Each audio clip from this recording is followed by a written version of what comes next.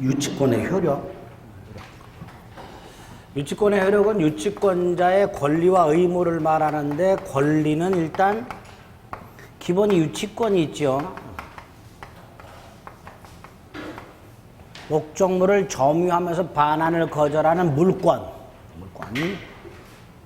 누구에게나 주장할 수 있다. 그래서 목적물이 경매되더라도 그 경락인에게도 주장할 수 있다. 이렇게 되죠.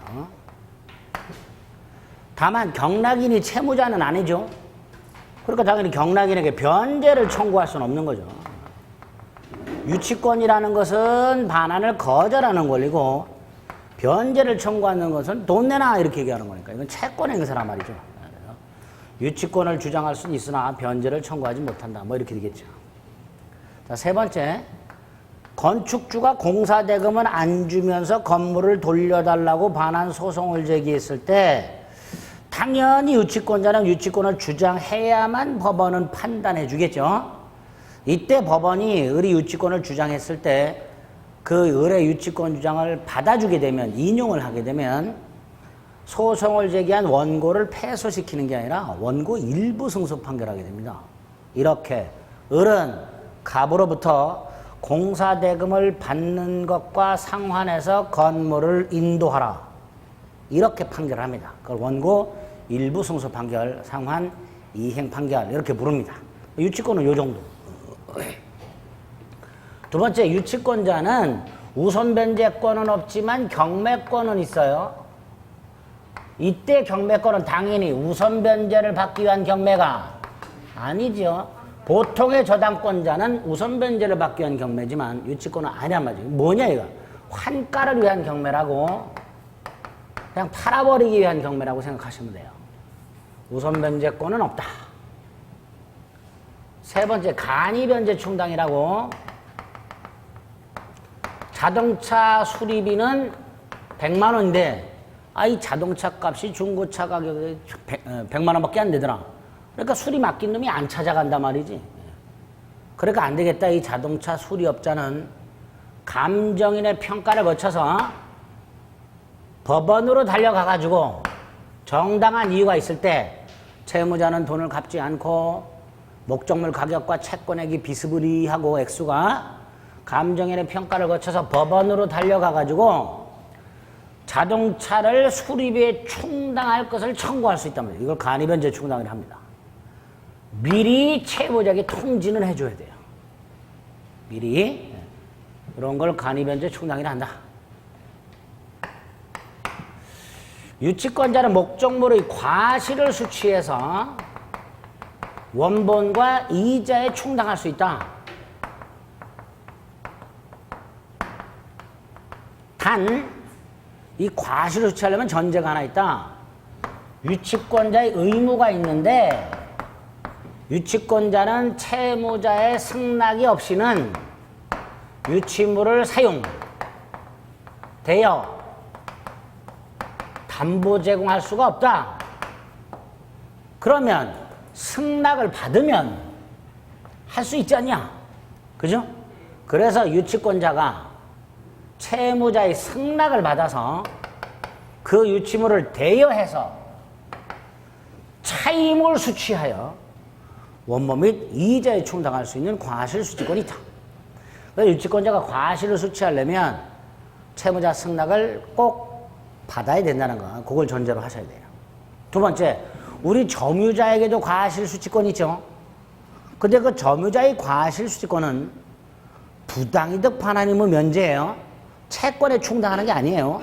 그런데 유치권자는 채권에 충당을 합니다. 점유자의 과실수취권은 부당이득 반환 의무 면제로서의 과실수취권이고, 유치권자의 과실수취권은 정당한 변제 충당권이에요. 어떤 차이가 있을까요? 점유자가 과실을 수취한 경우에는 필요비 상환 청구를 못했죠. 유치권자는 과실을 수취하더라도 필요비 상환을 청구할 수가 있어요. 그런 차이가 있을 수 있습니다. 어쨌든 점유자의 과실수취권과는 성격이 좀 다르다.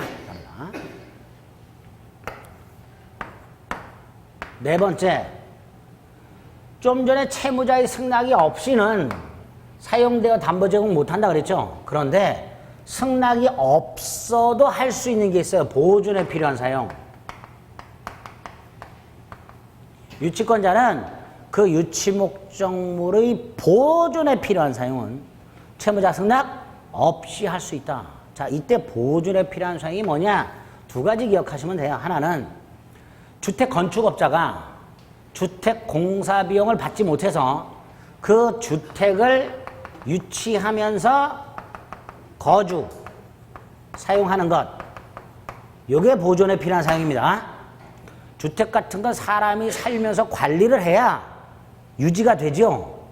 사람이 안 살고 관리 안 하면 금방 흉가가 돼버리죠. 이렇게. 또 하나가 임차인이 임대인이 비용을 안 줘요. 그래서 목적물을 유치하면서 기존대로 사용하는 것. 이것도 보존에 필요한 사용입니다. 두 가지. 어쨌든 이렇게 보존에 필요한 사용은 채무자 승낙 없이 할 수 있죠. 그런데 유치권자가 주택을 거주 사용하면서 이익이 있지, 이익이 있잖아요. 그게 과실이잖아. 근데 승낙이 없이 했단 말이에요. 따라서 이 이익, 과실을 수취할 수는 없고 부당이득으로 반환하라. 이렇게 연결이 됩니다. 정리하면 유치권자는 채무자의 승낙을 받아가지고 대여를 해서 그 차임을 수취해서 변제에 충당할 수 있는데 보존에 필요한 사항은 승낙 없이 하니까 그 과실을 수취할 수는 없고 따라서 이건 반환해야 한다. 이렇게 됩니다. 다섯 번째, 농작물을 훼손시킨 말을 유치하고 있는 을 굶기면 안 되지요. 추가적으로 비용이 들어가요. 유치물에. 당연히 돌려달라고 할 수 있을 거예요. 나아가 이 비용도 유치물 자체에 지출한 거죠. 또다시 유치권을 주장할 수 있게 됩니다. 갑이 을에게 농작물 훼손에 대한 손해배상만을 하고 있다. 이때 을은 갑의 말이 먹은 사료값도 내놔라. 그거 줄 때까지 또 유치할 수 있게 됩니다. 그래서 유치권자는 유치 목적물에 지출한 필요비와 유익비 상한을 별도로 청구할 수 있고 그 비용에 대해서 별도로 유치권이 인정됩니다. 여섯 번째, 유치권자는 우선 변제권이 있다 없다? 없다 그랬죠. 그런데 예외적으로 별제권이라고,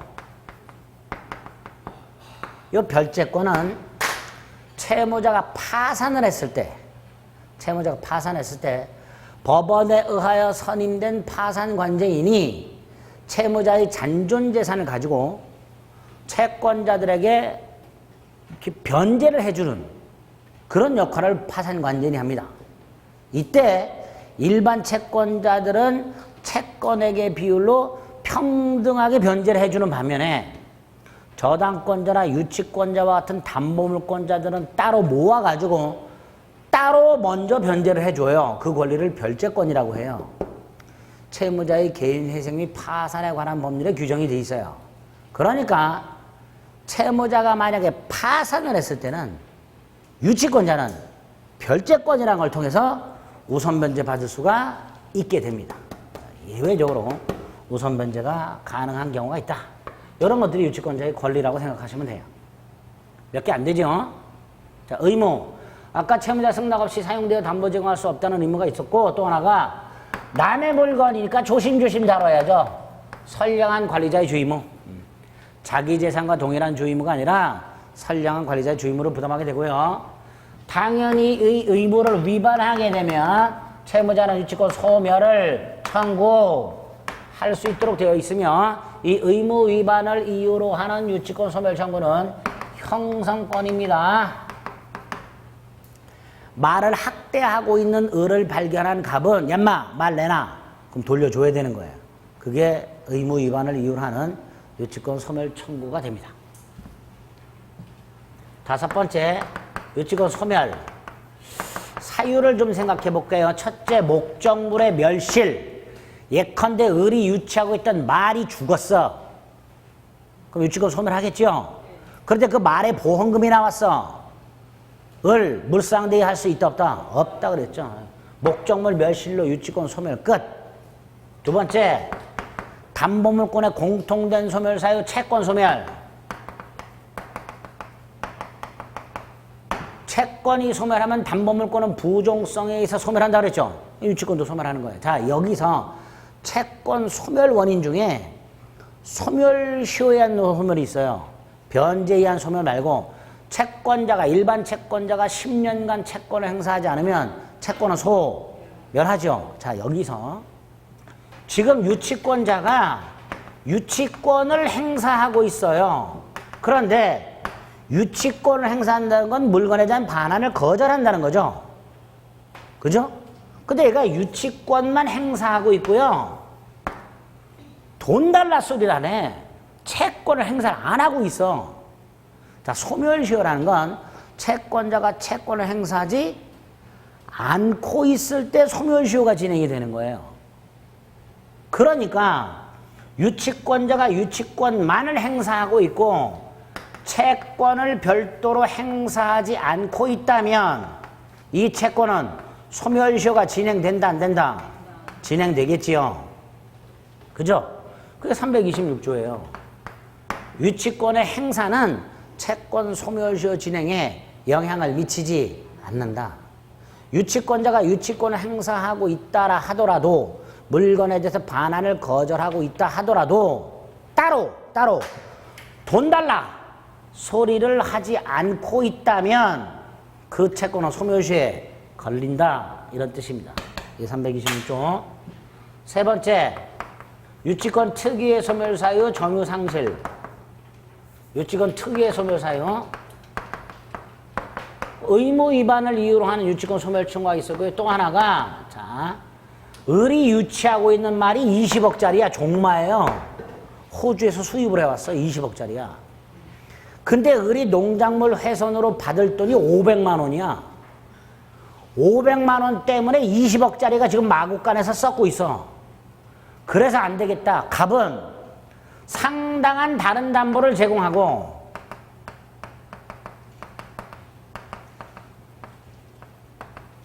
말을 돌려달라. 유치권 소멸을 청구할 수 있도록 되어 있어요.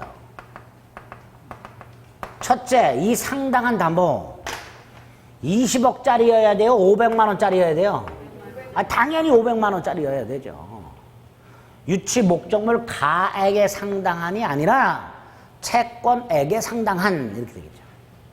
그러니까 갑은 적어도 한 500만 원 정도 되는 담보물을 가져와야 되죠. 그런데 두 번째, 갑이 3,000원짜리 닭을 가져왔어. 돼요 안 돼요? 안 되지. 을은 이렇게 할 수 있다고 그랬죠. 닥쳐. 거절할 수가 있어요. 이 담보에 대해서. 다시 말해서 의무 위반을 이유로 하는 유치권 소멸 청구권은 상대방 을 유치권자의 동의 승낙이 필요 없는 형성권이지만 상당한 담보 제공에 의한 유치권 소멸 청구는 누구의 승낙이 필요하다? 을의 승낙이 필요하다 말이죠. 만약에 이걸 일방적인 권리로 해버리면 3,000원짜리 닭을 주고 말 내놔 그럼 줘야 된단 말이지. 그러면 안 된단 말이죠. 그래서 상당한 담보 제공에 의한 유치권 소멸 청구는 유치권자의 승낙. 두 번째, 상당한데 승낙을 안 해. 그럼 승낙을 가름하는 판결이 있어야 유치권 소멸을 청구할 수 있게 됩니다. 따라서 이거는 형성권이 아니라 뭐 청구권. 일방적인 게 아니에요, 이거는. 세 번째가 좀 전에 썼던 거 점유상실.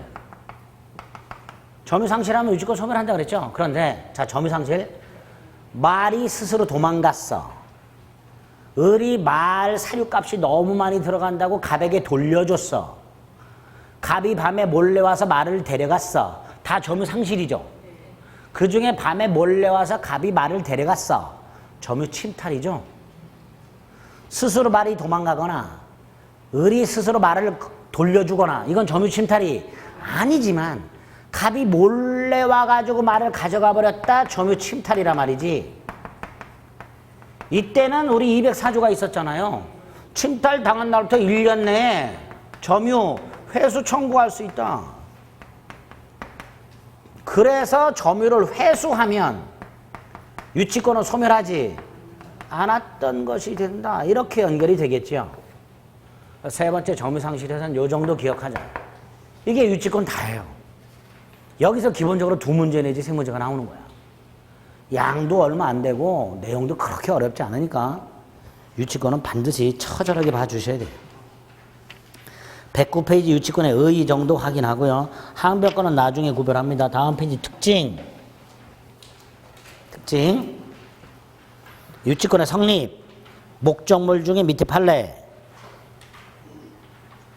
그 다음에 결련관계가 존재해야 되는데 부정되는 거. 거기 쫙 있는 거 기억하자.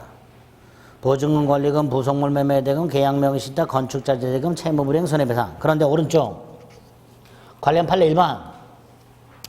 채무불이행에 의한 손해배상 청구는 그 손해배상 청구는 원채권의 연장이라고 보아야 할 것이므로 물건과 원채권, 이 원채권이 뭐예요? 공사, 대금 채권. 건물과 공사, 대금 채권 사이에는 결련관계가 있더라. 따라서 그 손해배상도 결련관계가 있더라. 그죠? 예외 기억하시면 되고요. 2번. 점유하기 전에 채권이 먼저 생기고 점유했을 때도 유치권 인정된다. 점유 먼저 하고 채권이 생기든 채권 먼저 생기고 점유하든 유치권은 인정된다. 그리고 그 유치권은 누구에게나 주장이 가능하다. 그러나 3번. 경매 개시 결정 기입 등기에 의해서 압류가 된 후에 유치권이 성립한 경우에는 그 경매 절차의 매수인 경락인에게만은 유치권을 주장할 수 없다. 3번 됐고 4번에 반가로 1, 반가로 2. 자, 반가로 3번은 뭐예요? 불가분성. 다세대 주택 창후 공사업자가 한 세대만을 점유했다 하더라도 전체 창호 공사 비용을 채권으로 하여 유치권이 성립한다. 불가분성. 유치권 배제 특약이 없을 것. 그 중에 하나 원상복구 특약. 그죠? 하나가 더 있었죠. 임차인이 증축하되 증축 부분을 임대인 소유로 귀소. 이런 것들이 유치권 배제 특약이다. 다음 페이지 효력, 권리, 유치권.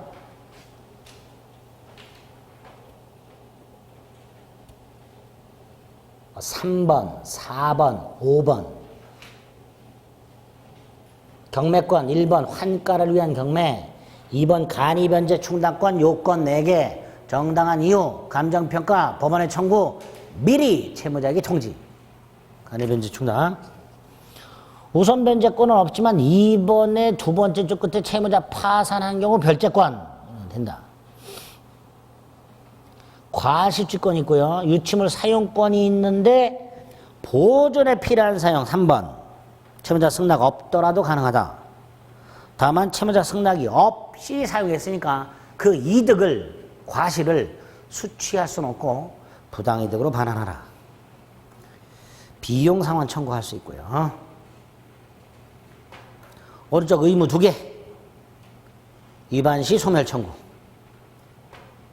유치권 소멸 사유 중에 양가로 2번. 담보물권의 공통된 소멸 사유. 그 중에 326조 조문. 양가로 3번 유치권 특이한 소멸 사유. 반가로 1, 반가로 2.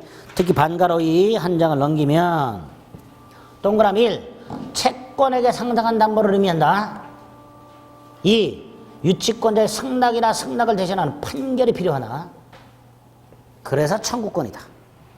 마지막으로 반가로 3번. 점유 상실에 의한 유치권 소멸. 여기까지 딱. 달달달달 외워달라. 자, 이제 마지막 저당권. 먼저 저당권이 뭐냐? 을이 갑에게 1억을 빌려주면서 101호를 담보로 제공받았을 때 채권자인 을이 담보물을 점유하지 않은 채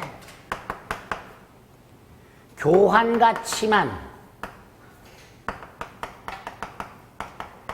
관념적으로 지배하다가 나중에 목적물을 경매 넣어서 자신 채권을 우선 변제받는 권리. 이게 저당입니다. 이게. 저당이란 말 자체가 채권자가 물건을 점유하지 않는다. 플러스 교환 가치만을 지배한다. 이게 저당의 뜻이에요. 갑이 은행 가서 주택담보대출을 받을 때 은행이 주택을 점유하냐? 안 하지요. 사용수익은 채무자가 계속하는 거예요. 이게 저당이에요. 이게. 두 번째, 교환 가치를 관념적으로 지배한다. 무슨 뜻이라 그랬어요? 을이 생각하고 있는 거, 을. 을은 무슨 생각을 한다 그랬죠? 갑이 돈을 갚지 않으면 101호를 경매 넣어서 채권을 회수하겠다. 이렇게 생각한다 그랬죠? 그거를 멋있게 이렇게 말을 해요. 교환 가치의 관념적 지배. 이렇게 말을 해요. 그리고 그걸 실행하는 거예요. 경매 넣어서 우선 면제. 이렇게 되겠죠. 그죠? 안 그럴까? 그게 저당권이에요. 별거 없죠? 특징, 가장 중요한 거 점유하지 않아요. 따라서 등기 등록을 통해서 공시를 꼭 해야 돼요.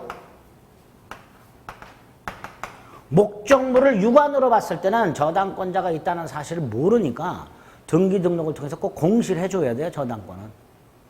그래서 민법상 저당권의 객체는 등기 등록이 가능한 토지, 건물, 지상권, 전세권 이 네 가지만 저당권이 객체가 되는 거예요. 민법상. 물론 특별법에 의해서 등기 등록이 가능한 자동차나 20톤 이상의 선박, 항공기, 건설기계 이런 것들은 등록 원부라는 게 있죠. 그런 건 가능해요. 하지만 이제 민법상으로는 네 가지가 저당권의 객체가 됩니다. 특징도 간단해요. 자, 저당권의 성립 또는 취득, 법률, 행위, 법률, 규정. 법률 규정은 일단 187조 등에 의해서 을이 사망을 하면 상속인이 상속 등을 통해서 취득할 수 있겠죠. 예? 그게 있고 부동산공사 수급인의 저당권 설정 등기 청권에 의한 저당권이 성립하는 경우가 있고 임대차 가면 649조 법정 저당권이라는 게 있어요. 이런 식으로 아주 제한적으로 법률 규정에서 저당권을 취득하는 경우도 있으나 나머지 몰라도 돼요. 이거는. 이게 중요하다. 그런데 법률 행위, 즉 계약을 통해서 저당권이 성립하려면 계약이 두 개가 필요하다. 첫째, 채권을 발생시키는 계약. 두 번째, 저당권 설정 계약. 그런데 이것만 갖고도 안 된다. 뭐 해야 된다? 등기. 이렇게 되죠. 그래서 저당권이 성립하려면 계약이 두 개, 등기 하나. 돈 빌리는 계약과 저당권 설정 계약 플러스 등기. 그러면 저당권이 성립합니다. 자, 이때 돈 빌리는 계약은 채무자와 채권자가 할 것이고 당사자, 차주, 대주라고도 한다. 반면에 설정 계약은 설정자와 저당권자가 하게 될 텐데 이때 담보물권의 부종성 때문에 채권자가 을이라면 저당권자로 등기되는 자도 누구여야 한다? 당연히 을이어야 한다. 그죠? 채권자는 을인데 등기부에 저당권자가 병으로 등기되어 있다면 이건 당연히 무효가 된다. 채권자가 아닌 제3자가 저당권자로 등기되어 있으면 그 등기는 뭐가 된다고요? 무효. 그런데 이런 경우가 있었어요. 돈은 법인이 빌려주고 돈은 누가 빌려주고? 법인이. 저당권자는 대표자 개인 이름으로 등기가 된 사건이 있었어요. 법인과 개인은 전혀 다른 인격체잖아요. 그렇죠? 돈은 주식회사 법인이 빌려줬는데 저당권자. 그러니까 무슨 은행이라고 되어 있어야 돼요. 저당권자가. 그런데 그 은행장 개인 이름으로 저당권이 만약에 딱 등기가 되어 있더라. 이런 경우 한번 생각해 보세요. 이럴 때 실제로 돈을 받으러 돌아다니는 사람은 얘잖아요. 그렇죠? 법인이 돈 받으러 돌아다니지 않잖아요. 그죠? 그러니까 사람들이 봤을 때 병이 채권자로 보인단 말이죠. 이거를 법원이 뭐라고 하냐면 채권이 실질적으로 제3자에게 귀속된다 이렇게 말을 해요. 돈은 법인이 빌려줬고 저당권자는 그 법인 대표 개인 이름으로 되어 있을 때 개인이 돈 받으러 돌아다닐 거 아니냐. 그러니까 그 개인이 채권자로 보이지 않냐. 그거를 채권이 실질적으로 제3자에게 귀속이 됐다 이렇게 말을 해요. 그러면 제3자 저당권 등기는 원칙적으로 무효지만 당사자 간의 합의가 있고 당연히 합의가 있어야 되고 두 번째 채권이 실질적으로 제3자에게 귀속이 되는 경우 이때는 예외적으로 어떻다? 유효하다. 이렇게 판결한 바가 있습니다. 제3자 명의 저당권 등기가 언제나 무효가 되는 것은 아니다. 자, 그 다음에 설정자는요, 이 목적물 소유자를 생각하시면 돼요. 채무자 갑소유라면 소유자도 채무자, 설정자도 채무자가 되는 거고, 돈은 갑이 빌리는데 101호는 부인이나 아버님 소유다. 그럼 돈은 갑이 빌려, 채무자는 갑이야. 설정자는 부인이나 아버님이 되는 거예요. 이 사람들을 물상 보증인이라고 합니다. 그래서 설정자는 채무자 또는 물상보증인 이렇게 됩니다. 채무자 또는 물상보증인. 이게 첫 번째. 목적물은 좀 전에 말씀드렸고요. 민법상 4개 특별법에서 동산도 가능. 그 다음에 채권. 저당권에 의하여 우선 변제를 확보할 수 있는 채권. 주로 금전 채권. 근데 꼭 금전 채권일 필요는 없어요. 여러분들이 저에 대해서 갖고 있는 민법 강의하라는 채권도 제가 만약에 채무를 불이행하게 되면 손해배상 채권으로 바뀔 수 있기 때문에 미리 저당권으로 담보할 수도 있다. 꼭 금전 채권 아니어도 된다. 장래 발생하는 채권도 된다. 장래 발생하는 액수가 정해져 있는 채권, 액수가 정해져 있지 않은 채권 다 된다. 장래 채권도 저당권에서 담보할 수 있다. 특히 장래 발생하는 불특정 채권을 위한 근저당권이라는 것까지 마련이 있어요. 근저당권. 채권 일부가 된다. 1억을 빌려주면서 5천만 원만 채권 여러 개를 묶어서 하나의 저당권으로 을이 1,000만 원 빌려줬다. 믿고 신용으로 며칠 있다가 3천만 원 빌려줬다. 역시 신용으로 며칠 있다가 6천만 원을 빌렸다. 오, 액수가 1억이 넘었다. 안 되겠다. 담보를 제공해라. 그래서 1,000만 원, 3천만 원, 6천만 원 합쳐서 하나의 저당권으로 담보할 수 있다. 채무자 여럿을 묶을 수 있는가? 있다. 을이 A, B, C에게 돈을 빌려주면서 A가 제공한 담보물에 모여가지고 합의로 B, C에 대한 채권까지 합쳐서 하나의 저당권으로 담보할 수 있다. 채무자 여럿 묶을 수 있다. 채권자 여럿 묶을 수 있는가? 이것도 된다. A에게 갑을병이 돈을 빌려줬다.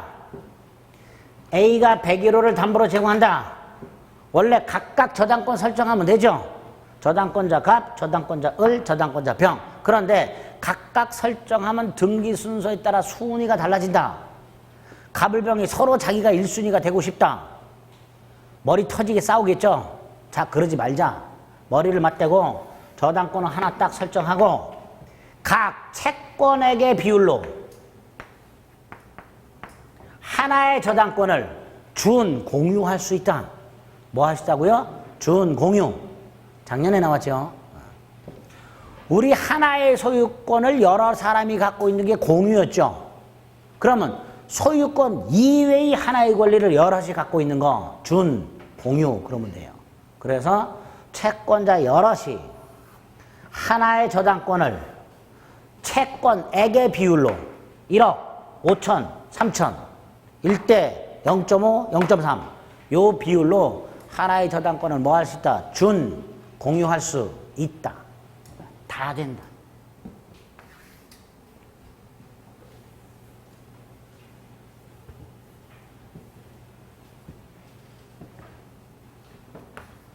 저당권의 효력. 가장 기본이 임의경매와 우선변제다. 가장 기본이 되는 효력이 임의경매권, 우선변제권이에요. 임의경매권에서는 경매 절차가, 우선변제권은 권리 선후의 문제가 생기죠. 자, 경매 절차는 필요 없고요. 권리 선후만 잠깐 생각하자. 저당권보다 선순위 권리가 있는 경우, 전세권이나 지상권. 이럴 때 저당권자가 경매를 넣었다 하더라도 선순위 전세권이나 지상권은 소멸하지 않는다. 이렇게 되죠. 단 전세권의 경우에는 배당을 요구하면 소멸합니다. 전세권자가 뭐 하면 소멸한다고요? 배당을 요구하면 소멸합니다. 반면에 저당권자가 최선순위고 전세권이라든가 지상권 따위가 끼어 있을 때 1번 저당권자가 경매를 넣든 후순위 저당권자가 경매를 넣든 요게 말소 기준 권리가 되니까 전부 소멸한다. 이렇게 되겠죠. 그렇죠? 두 가지만 구별하시면 돼요. 두 가지. 네? 우선 먼저 자, 저당권의 효력에서 중요한 게 첫째, 저당권의 효력이 미치는 범위. 피담보 채권의 범위. 채무자가 돈을 갚지 않는다. 자, 저당권자 을이 목적물을 경매를 넣었다. 이때 을은 경매대가로부터 무엇을 우선 변제 받는가? 이게 피담보 채권의 범위입니다. 경매대가로부터 우선 변제 받는 돈, 그 피담보 채권의 범위인데 360조에서 일단 원본 다 받는다. 약정이자도 다 받는다. 원본이자. 그 다음에 위약금도 받는데요. 자, 위약금이란 건 이런 거예요. 돈을 빌려줘요. 이자 약정하죠. 그죠? 보통 돈을 빌려주면서 언제까지 갚는다는 변제 기한하고 이자 정도 약정하죠. 그죠? 근데 특약을 하나 더 해요. 뭐라고? 돈을 제때 갚지 않으면 채무자는 1,000만 원을 추가해서 배상한다. 네? 이런 약정을 따로 하는 경우가 있어요. 이걸 위약금 특약이라고 해요. 채무자가 우리 보통 사채업자들하고 할 때 그런 거 많이 하죠. 돈을 갚지 않으면 신장을 떼준다 뭐 이런 거.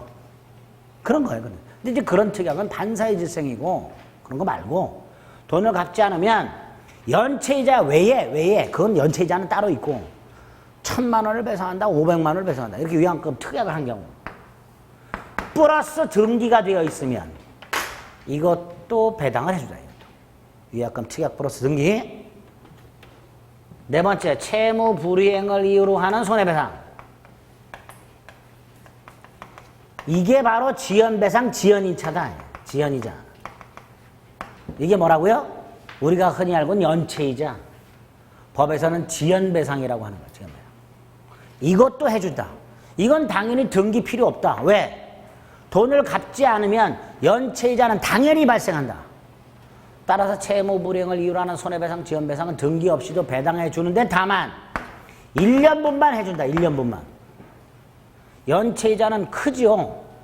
눈덩이처럼 불어난단 말이죠. 그러니까 이건 다 안 해준다. 몇 년분만 해준다. 1년분만 배당해준다. 채무불이행 손해배상. 마지막으로 저당권 실행비용이라고. 저당권자가 경매를 신청하면 법원은 저당권자로 하여금 감정평가비용 따위를 예납하도록 합니다. 그거 감정평가비용 같은 것들. 이런 것들이 저당권 실행비용이고 이것도 배당을 받게 됩니다. 이렇게 총 5개를 우선 변제 받을 수 있도록 해놨습니다. 꼭 기억하세요. 두 번째, 목적물의 범위. 예컨대 토지 저당권이 있다. 건물 저당권이 따로 있다. 이때 토지 저당권이 경매가 됐다. 경락인은 토지 소유권 취득하죠. 건물까지 취득한다 못한다? 못하지. 이런 게 목적물의 범위예요. 즉 저당권이 실행되었을 때 저당권자는 경락인은 어디까지 소유권을 취득하는가? 이게 목적물의 범위예요. 일단 토지 저당권이 시행되면 경락인은 토지 소유권을 취득할 것이고 건물 저당권이 시행되면 그 경락인은 건물 소유권을 취득하겠죠. 이건 당연한 거예요. 토지 저당권 실행 경매를 통해서 토지를 경락받았다 해서 건물까지 소유권을 취득하는 건 아니죠. 건물, 보존 등기된 수목의 집단, 명인방목 같은 수목이 있던 미분리 과실, 농작물, 미채굴 광물, 요건 토지 소유권의 효력이 미치지 않으니까 토지 저당권의 효력도 미치지 않겠지요. 그러니까 거기는 소유권을 취득 못하는 거예요. 대신 토지나 건물의 부합물, 종물에는 저당권 효력이 미치도록, 부합물, 종물에는 저당권 효력이 미치도록 하고 있습니다. 이 부합물, 종물 모두 다 저당권이 설정되기 이전 부합물, 종물이든 저당권 설정 이후 부합물, 종물이든 따지지 않습니다. 또 하나 임의 규정이에요.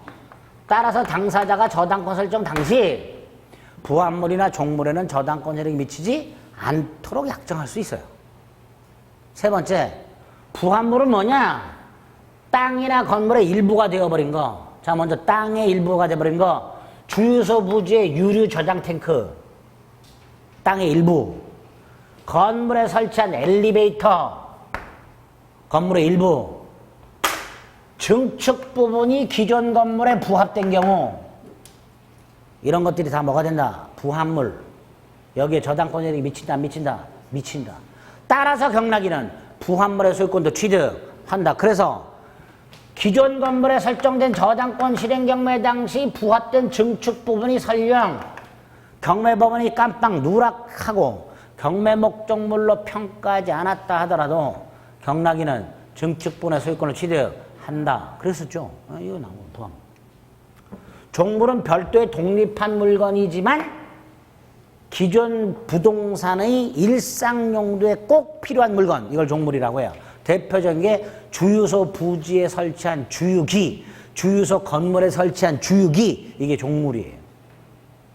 독립물이지만 일상 용도에 꼭 필요한 물건, 여기에도 저당권 효력이 미치도록 하고 있어요. 근데 이 종물과 관련해서는 종물보다 더 중요한 게 종된 권리, 종된. 갑소유 땅에 을이 건물을 갖고 있고 땅에 대하여 지상권이나 임차권을 갖고 있는 상태에서 건물에 돈 빌리고 저당권을 설정해 줬을 때 이 저당권의 효력은 주된 권리 건물 소유권 뿐만 아니라 종된 권리 지상권 또는 임차권에도 미친다. 그래서 건물을 경락받은 사람은 건물 소유권뿐만 아니라 지상권 또는 임차권도 취득한다. 이렇게 되는 거예요. 또 아파트 101호에 설정된 저당권의 효력은 어디에도 미친다? 대지 사용권에도 미친다. 그래서 전유 부분을 경락받은 사람은 모두 취득한다. 대지 사용권도 취득한다. 종된 권리에도 미친다. 첫 번째.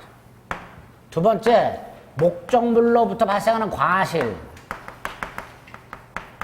예컨대 이 아파트에 월차임 100만 원이 나온다. 그게 과실이다. 그 과실에도 저당권 효력이 미치는가? 안 미친다. 원칙 안 된다. 이 차임은 누가 수취한다? 소유자가, 채무자가. 저당권 효력이 미치지 않는다. 그런데 나중에 저당권이 실행이 되면 이 101호가 압류가 돼요. 101호가 뭐가 된다고요? 압류. 압류 후에는 미친다. 목적물 압류 후에는 과실에도 저당권 효력이 미친다. 두 번째. 세 번째, 요 목적물이 멸실, 훼손, 공용징수됐다. 즉, 갑소유 땅에 저당권자 을이 있었는데 땅이 수용이 됐다. 그러면 이 저당권자는 더 이상 땅을 경매에 넣을 수는 없고 얘가 받게 되는 보상금으로부터 우선 면제 받을 수 있다. 이걸 뭐란다? 물 상대위. 그런데 이 보상금이 갑에게 지급이 되어버리면 갑의 재산과 섞여버리죠. 그러면 안 된다. 갑의 일반 재산과 분리를 해놔야 돼. 따라서 지급 전에 지급을 못하도록 뭐 해라? 압류. 단, 이 압류는 꼭 의리할 필요는 없다. 제3자에서 압류가 돼 있다면 을은 여전히 뭐 할 수 있다? 을상대의 할 수 있다. 이렇게 됩니다. 이 정도가 을상대에서 기억하실 내용들이에요. 간단하게. 당연히 이 보상금 채권이 타인에게 넘어가거나 공탁이 되었다 하더라도 그 타인에게 지급이 되기 전이라면, 공탁금을 찾아가기 전이라면 여전히 뭐 할 수 있다. 갑의 수중이 아직 안 들어갔으니까 물상대의 할 수 있다. 이렇게 되겠죠. 저당권의 효력 보고 있습니다. 보험이 봤어요. 두 번째, 저당권과 용익권과의 관계라고 366조 법정지상권. 먼저 갑소유 땅, 갑소유 건물. 갑소유 땅, 갑소유 건물.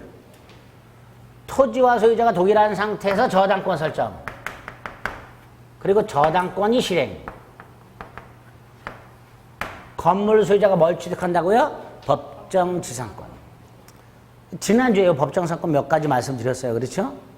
대표 중에 뭐가 있었어요? 나대지에 저당권이 설정이 되고 건물이 지어졌을 때는 법정지상권 인정된다, 안 된다? 안 된다. 따라서 건물은 어떻게 된다? 철거된다. 그때 그 건물 철거 너무 아깝다. 365조 토지 저당권자의 토지 건물 일괄 경매권.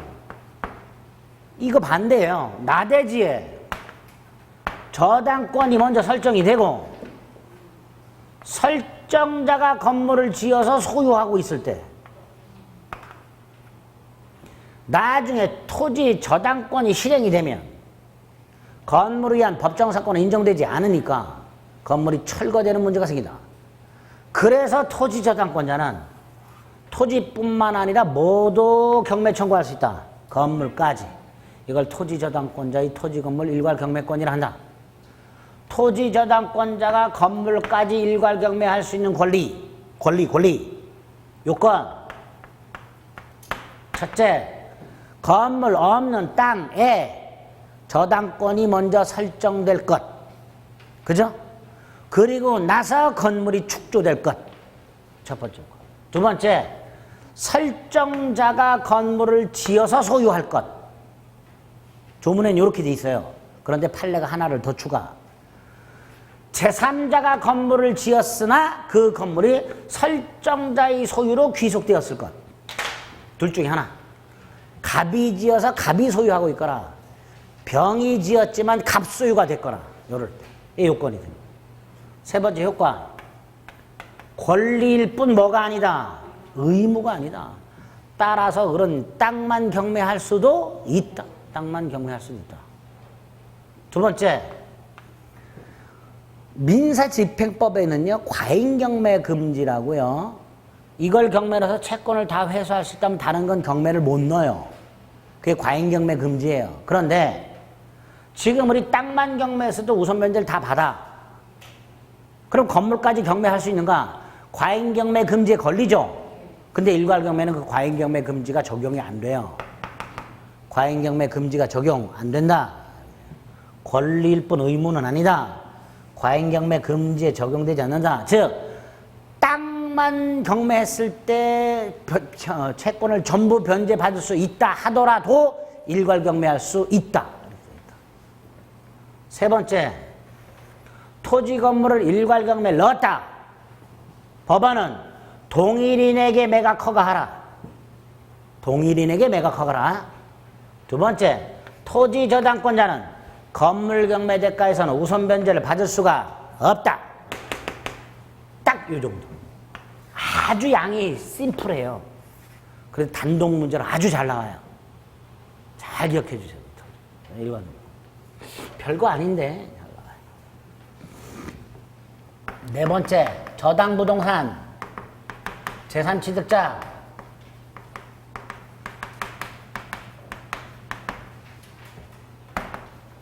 갑소유 101호에 저당권자 을이 있더라. 1억 채권자. 근데 이 101호가 3억짜리다. 그거를 병이 샀다. 소유권. 또는 이게 땅이다. 지상권. 또는 전세권. 요 세 놈. 저당권이 이미 존재하는 부동산에 대해서 소유권, 지상권, 전세권을 취득한 자.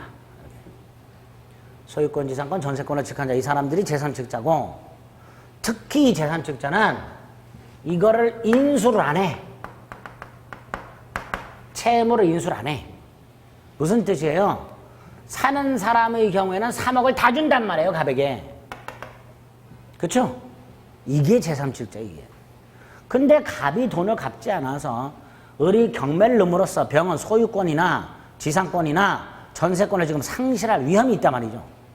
이런 제3취득자를 어떻게 보호하느냐? 이게 제3취득자 보호예요. 첫째, 병은 경매인이 될 수 있다. 원래 목적물이 경매될 때 소유자는 경매 참가가 제한돼요. 경락을 못 받아. 근데 얘는 받을 수 있어. 두 번째, 얘는 채무를 인수하지 않았기 때문에 돈을 갚을 의무가 없어. 근데 갚을 권리가 있어. 자, 병이 돈을 갚을 권리가 있다면 이런 뜻이에요. 병이 을에게 돈을 갚았을 때 을은 받아야 돼요. 얘는 권리가 되고 얘는 받을 의무가 되는 거예요. 아이, 그럼 당연히 병이라도 돈을 갚으면 을은 받겠지. 안 받는 경우가 생겨요. 왜? 병이 갚을 돈에는 요게 적용이 돼요. 1년분. 갑이 3년을 연체했어. 하지만 병은 몇 년치만 주면 된다. 연체자 1년치만. 받아야 돼요, 얘는. 그래서 변제권이야. 별제권이 아니고 변제권. 두 번째, 병이 을에게 갑 대신 돈을 갚았으니 이번엔 병이 갑한테 찾아가서 내가 대신 갚았다, 내놔라. 구상권 행사할 수 있다고 그러죠. 이렇게 제3취득자는 변제권과 구상권이 있는데, 자, 이 변제, 당연히 변제기 이후에 변제해야 돼요. 변제기 전에는 변제해서는 안 됩니다. 두 번째, 변제기 이후라면 갑이 갚지 말라 그래도 갚을 수 있어요. 소유권 방어를 위해서. 즉, 채무자의 의사에 반해서도 변제할 수 있습니다. 세 번째, 얘가 소유권을 취득한 다음에 101호를 인테리어를 사러 싹 해서 비용을 지출했어. 그 비용을 저 경매대가로부터 최우선에서 변제를 받게 됩니다. 이런 세 가지 제도를 통해서 제3취득자를 보호하고 있고, 더 나아가서 나중에 매매계약을 가면 저당권 실행에 의한 담보 책임이라는 게 있어요. 그걸로 따로 보호를 또 해주고 있어요. 저당권이 설정된 목적물을 샀는데 경매가 돼서 소유권을 상실하게 된 매수인, 저당 출훼손이라는 담보 책임을 통해서도 따로 보호받을 수 있게 됩니다. 이걸 제3 취득차 이렇게 불러요. 다섯 번째, 저당권 침해에 대한 구제. 먼저 저당권 침해가 뭐냐? 땅값의 폭등 또는 폭락으로 담보가치가 하락하는 거 말고, 자연재해 등 불강력적으로 경제적인 변동에서 담보가치가 하락하는 거 말고, 불강력적 또는 누군가의 고의과실로 담보가치가 하락하는 거, 이걸 저당권 침해라고 해요. 나무가 5그루 있고 한 그루당 1억짜리고 임목등기가 되어 있더라. 갑소유인데 을이 3억을 빌려줬다. 그리고 임목에다가 저당권을 갖고 있다. 이때 나무가 1억씩이었었는데 최근에 목조주택을 잘 안 지어서 나무값이 5천만 원으로 떨어졌어. 담보가치 하락했죠? 이건 저당권 침해가 아니에요. 그럼 어떤 게 저당권 침해냐? 벼락 맞아서 하나가 날아갔어. 갑이 몰래 뽑아버렸어. 뽑아서 팔아먹었어. 이런 게 저당권 침해예요. 자연재해와 같은 불강력적 또는 침해자의 고의과실 등에서 담보가치가 하락하는 걸 뭐라 한다? 저당권 침해라 한다. 자, 이렇게 저당권이 침해되었을 때 저당권자는 어떤 보호를 받을 수 있을까? 첫째, 물권적 청구권 인정된다. 갑이 한 그루를 뽑아버렸다. 반환 청구할 수 있다 없다? 안 되죠. 저당권은 반환 청구는 없다 그랬어요. 그럼 방해 제거 뭐 뽑으려고 하고 있는 갑한테 뽑지 말아라. 그거 할 수 있다. 그게 물권적 청구권. 두 번째, 손해배상을 청구할 수 있는데 손해배상을 청구하려면 침해자의 고의과실이 있어야 되고 손해가 생겨야 되는데 손해가 뭐냐? 남아있는 잔존가치만으로는 채권을 전부 못 받는 경우. 세 그루가 사라졌다. 빌려준 건 3억인데 세 그루가 사라지면 2억밖에 안 되죠. 이게 손해다. 이게. 한 그루가 사라졌다. 4억 남았죠. 이건 손해가 아니다. 이럴 땐 손해배상 청구 못한다. 남아있는 잔존가치만으로는 채권을 전부 면제받을 수 없을 때 손해배상 청구할 수 있다. 세 번째, 물상보증인이 침해한 경우에는 담보물 보충을 청구할 수 있다. 원상복구라든가 담보물 보충. 똑같은 값어치가 있는 나무를 갖다 심어라. 이걸 원상복구 청구 또는 담보물 보충 청구 이렇게 불러요. 마지막으로 채무자가 침해했을 때는 우리 저기 민법 총칙 기한이익 상실에서 기한이익 상실 사유 중에 저당권 가서 보는 게 하나 있어요. 388조 채무자가 담보를 손상, 감소, 멸실하게 한 경우. 그럼 채무자는 뭘 상실한다? 기한, 이익을 상실합니다. 그러니까 채권자는 지금 당장 갚아라. 이렇게 할 수 있겠죠. 그죠? 이렇게 네 가지를 통해서 저당권자를 보호하고 있더라. 네 가지를 통해서. 자, 이때 채무자가 침해를 했고, 채무자가 몰래 세 그루를 갖다 팔아먹었어요. 손해가 생겼죠. 그러면 을은 손해배상도 청구할 수 있고 담보물 보충도 청구할 수 있고 즉시변제도 청구할 수 있죠. 이 세 가지 권리의 관계. 채무자가 침해를 했고 잔존가치가 채권을 만족시킬 수 없더라. 그러면 저당권자는 손해배상, 담보물 보충 청구, 즉시변제 다 할 수 있죠. 다 할 수 있어요. 아, 요거는 설정자라고 해야 돼요. 채무자 또는 물상보증인. 정확하게. 어쨌든 채무자가 침해했을 때 세 가지를 다 행사할 수 있는 세 가지 권리의 관계. 담보물 보충을 청구했다면 담보물 보충을 청구했다는 건 기다려주겠다는 거잖아요. 그러니까 당연히 즉시변제는 청구할 수가 없어요.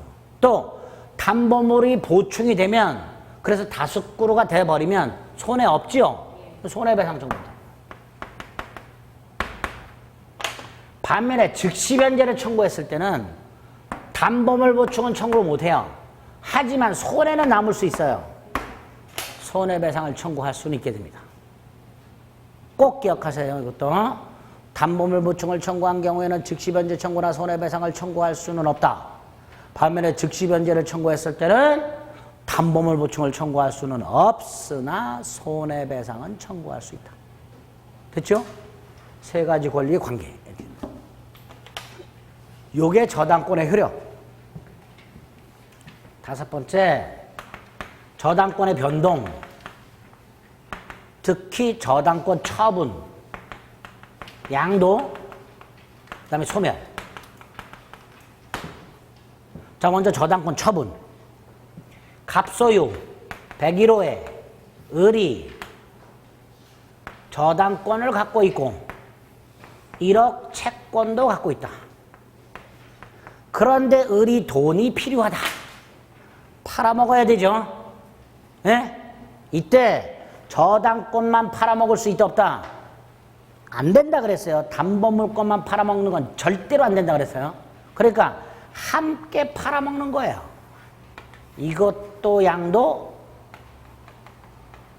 이것도 양도. 자, 먼저 채권 팔았지요. 그죠? 채권 넘겼잖아요. 그럼 갑의 입장에서는 채권자가 바뀌었지. 알려줘야죠. 갑에게. 갑아. 내가 채권을 병한테 팔았거든. 나중에 병한테 돈 갚아? 이게 채권양도 통지. 이렇게 채권양도 통지를 해야 병은 자신의 채권을 갑에게 주장을 할 수가 있어요. 당연하죠. 채권양도 통지를 갑에게 하지 않으면 갑은 채권자가 바뀌었다는 사실을 모르니까 병이 와서 돈 갚으라 그러면 안 갚을 거 아니에요. 너 누구냐 그러면서. 두 번째, 저당권 양도죠. 186조에 의해서 부기 등기로 이전 등기해 줘야죠. 그래야 병은 저당권을 취득하게 됩니다. 정리. 저당권 및 채권을 함께 양도해야 되고 채권 양도는 통지해야 되고 저당권은 부기 등기로 이전 등기해야 된다. 그리고 채권 양도를 통지하면 병은 갑에게 채권을 주장할 수 있는 거고 저당권을 부기 등기로 이전 등기를 하면 저당권을 취득하는 거다. 통지했다 저당권 취득 아니다. 등기 넘겨졌다 대항할 수 있다 아니다. 대항은 통지고 저당권 취득은 등기고 구별하자. 두 번째, 돈을 갚았다. 채권 소멸했죠. 그럼 저당권도 소멸하죠. 근데 말소가 안 되고 있더라 등기가. 돈은 갚았고 저당권은 소멸했는데 등기가 말소 안 되고 있다. 무효 등기죠. 그 상태에서 넘겼다. 얘 저당권 취득한다 못한다? 못하죠. 등기인 공신력 인정 안 되니까. 그게 두 번째. 예? 다시 돈을 갚았어. 채권 소멸. 그럼 저당권도 소멸. 근데 등기가 말소 안 되고 있어. 무효 등기. 그 상태에서 팔았어. 병은 저당권을 취득할 수가 없다. 이렇게 되겠죠. 마지막으로 이렇게 정상적으로 양도가 된 상태에서 갑이 나중에 병한테 돈을 갚았어. 병한테 나중에. 그럼 이때도 저당권은 소멸하죠. 그렇잖아요. 다시 정상적으로 팔은 상태야. 병한테. 그리고 갑은 나중에 병한테 돈을 갚았어. 변제기에. 그럼 저당권 소멸하죠. 그럼 등기 말소해야지. 만약에 말소를 안 하면 갑은 말소를 청구해야지. 누구한테? 양수인한테. 누구한테 말소를 청구한다고요? 양수인한테. 문제는 이 등기부에 뭐라고 돼 있냐면 2번 저당권자 을 2의1 저당권자 병 이렇게 돼 있단 말이에요. 예? 병에게 말소를 청구해야 된단 말이에요. 그럼 이 부기등기 말소를 청구해야 되는 문제가 생기는 거예요. 아니죠. 이거 말소 청구해야 되죠. 설정 등기 말소 등기를 청구해야 부기등기도 말소가 된단 말이지. 그래서 저당권 및 채권이 양도된 상태에서 변제가 됐다면 채무자는 양수인을 상대로 부기등기 말소 청구가 아니라 설정등기 말소 등기를 청구할 수 있다. 이렇게 됩니다. 양수인을 상대로 설정등기 말소 등기 청구. 표정들이 괜찮아. 여기까지가 저당권의 일반적인 내용이에요. 그리고 이제 특수저당권이 두 개가 나와요. 공동저당과 근저당. 그건 일단 돼 있고 여기까지 114페이지. 서설에 있는 내용은 자만 올 때 한번 쫙 읽어보시고요. 오른쪽에 성립 있죠? 거기에 반가로 2번 설정계약의 당사자. 거기에 동그라미 2번. 그 다음에 반가로 4번 밑에 피담보채권 쫙 읽고 특히 5번. 작년에 나왔고. 다음 페이지 저당권의 효력이 미치는 범위. 반가로 1번 피담보채권의 범위. 표 안에 있는 것 중에서 특히 위약금 등기해야 된다. 지연배상 1년분에 한한다. 목적물의 범위 358조 부합물종물 359조 과실. 그 밑에 있는 표를 머릿속에 좀 넣자. 자, 오른쪽에 표 밑에 동그라미 1번, 동그라미 2번, 동그라미 3번. 물상대위 동그라미 1.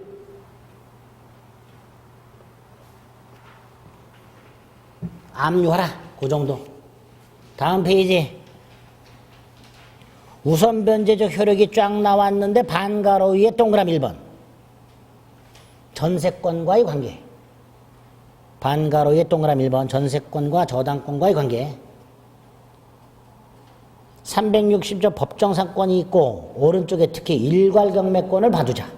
일괄경매권 하단에 의, 요건, 효과 한번 써보자. 다음 페이지 양가로 본 저당부동산의 제3취득자 조문 간단히 확인하고 밑에 표를 기억하자. 표. 동그라미 1번, 동그라미 2번, 오른쪽 동그라미 3번. 양가로 6번 저당권 침해에 대한 구제가 있다. 반가로 2번 물권적 청구권. 동그라미 2, 3. 다음 페이지 손해배상 청구권. 동그라미 1. 반가로 4번은 저당권 설정자의 저당권 설정자. 침해자가 저당권 설정자. 반가로 5번은 침해자가 채무자. 반가로 5번은 388조 채무자는 이렇게 시작이 되죠. 위에 거는 저당권 설정자의 이렇게 되죠. 달라요. 침해자가 조금. 그리고 반가로 6번 상호 간의 관계가 나옵니다. 4번에 보면 저당권 처분 및 소멸이 있는데 양가로 1에 반가로 1번과 반가로 2번 동그라미 1, 2 특히 2 이거 저당권 및 채권이 양도된 후 변제가 되었을 때 양도인이 아니라 양도인으로 나왔었어요. 우리 시험에서 양수인을 상대로 부기등기가 아니라 설정등기 말소등기를 청구한다는 거. 네? 지금 등기부에 이렇게 돼 있다니까요. 갑이 말소를 청구할 때요. 을을 상대로 말소를 청구하는 게 아니라 병을 상대로 말소하라고 청구하는데 병의 이름으로 되는 부기등기만 말소하면 안 되니까 설정등기 말소등기를 청구하게 되는 거예요. 양수인을 상대로. 그거까지 기억하시면 되겠습니다. 됐죠? 됐어. 자, 특수저당권은 다음 주에 살짝만 보고 계약법을 보도록 하겠습니다. 오늘은 저당권 중에 특수저당권 전까지 살펴보셨습니다. 중요합니다. 유치권하고 저당권은 자꾸 봐주셔야 돼요. 그래서 거의 외우다시피 하셔야 돼요. 아시겠죠? 여기까지 하겠습니다. 수고하셨습니다.